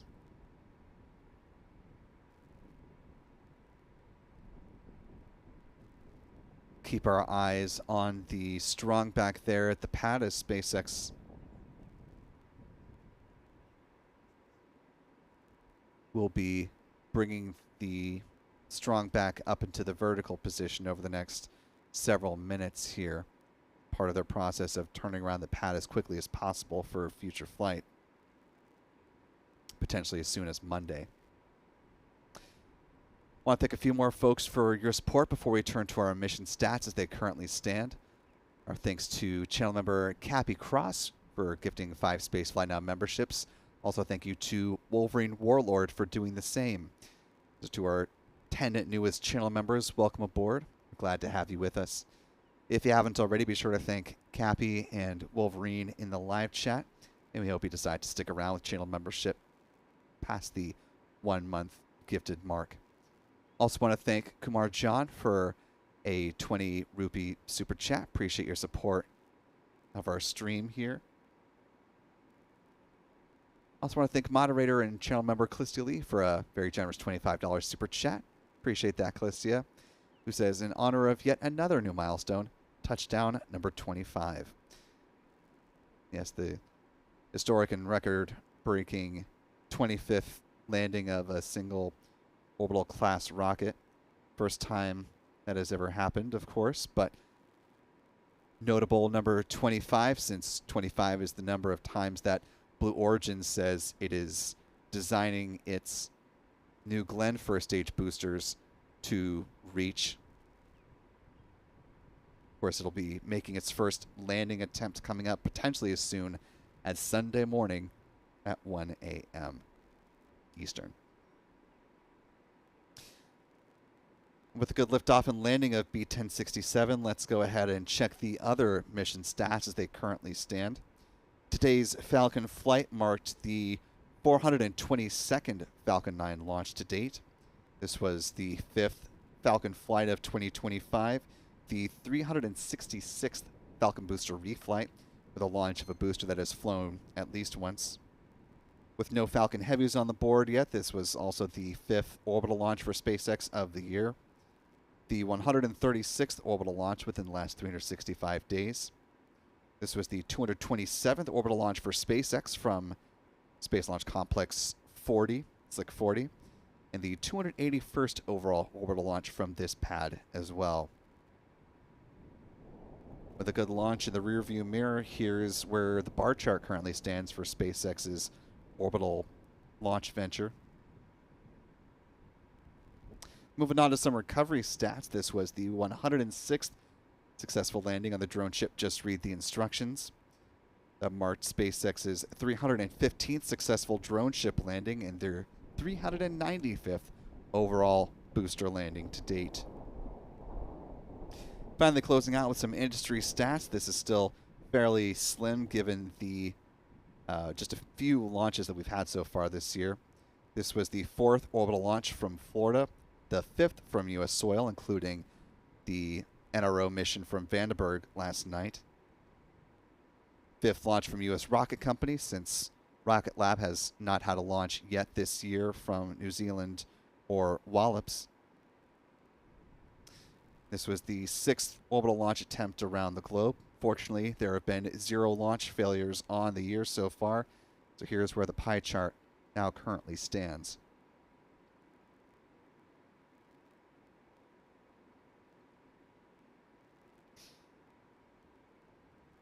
Given all that we've talked about that's coming up here in the very, very near future, we're going to go ahead and wind things down and get to it. First off, want to thank our friends Pete Carstens with Max Q Productions, Chuck and Jen Briggs with C&J Images for assisting with tracking views today. Our thanks to our photographer Michael Kane for doing some excellent tracking work and snapping some still photos of Liftoff as well. You can follow him at MD Kane Jr. Adam on the road to Starbase right now. He's at Aburn NYC. You can follow us at Spaceflight Now, simply at Spaceflight Now on X, Threads, Blue Sky, and Facebook. Thanks to our moderator, Callistia Lee, for helping us out with this launch today. I don't believe I saw any of the other mods pop in today. I do want to give credit where credit is due there. So apologies if I happen to miss them, but kudos to our mods whenever they are able to help us out. Always greatly appreciated.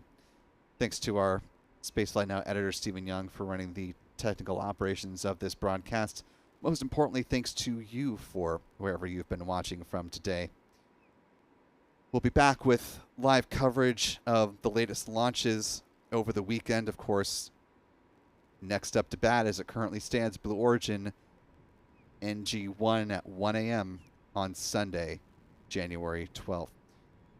For updates on that and other missions coming around the corner, you can head on over to our website, spaceflightnow.com, and click on the Launch Schedule tab. For all of us here at Spaceflight Now, I'm Will Robinson Smith. Remember, be good to yourselves, be good to others. We will see you next time, folks. And until then, bye-bye.